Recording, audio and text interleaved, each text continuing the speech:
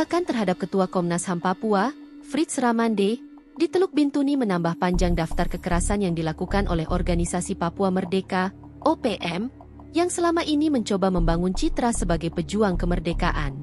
Namun, serangan brutal ini menunjukkan siapa mereka sebenarnya. Kelompok separatis yang tidak mengenal moral dan tanpa ampun menyerang siapa saja, bahkan mereka yang selama ini membela hak-hak mereka.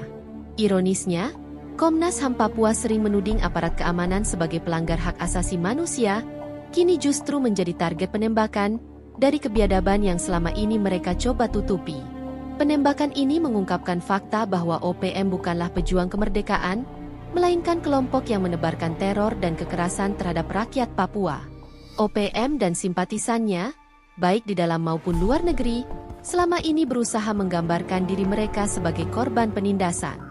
Namun kenyataannya, kelompok ini telah lama meneror masyarakat Papua, membakar sekolah, membunuh tenaga medis, dan melakukan pembantaian terhadap warga sipil. Anehnya, setiap kali aparat TNI Polri bertindak tegas untuk menghentikan aksi kekerasan mereka, suara keras Komnas HAM Papua selalu muncul. Namun, saat OPM melakukan teror, suara mereka seolah menghilang. Kini, Ketua Komnas HAM Fritz Ramande menyadari kesalahan yang selama ini menutupi kebiadaban OPM.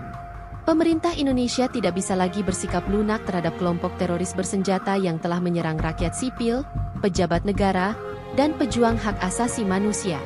Langkah tegas harus segera diambil dengan melaksanakan operasi penegakan hukum yang terukur dan efisien untuk memburu dan menangkap seluruh pelaku penyerangan di Bintuni. Tidak ada tempat bagi kompromi dengan kelompok yang telah mencemari Papua dengan darah dan teror. Semua pihak harus menyadari bahwa membiarkan OPM terus berkembang sama dengan membiarkan teror tumbuh di jantung NKRI. Bagi masyarakat internasional, penembakan terhadap Ketua Komnas HAM Papua harus menjadi bukti bahwa OPM bukan lagi masalah politik, melainkan ancaman separatis yang mengganggu stabilitas dan hak-hak dasar warga Papua.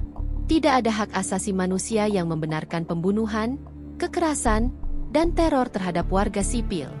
Dunia harus menyadari siapa pelanggar HAM yang sebenarnya di Papua. Peristiwa tragis di Bintuni ini harus menjadi panggilan bagi seluruh elemen bangsa.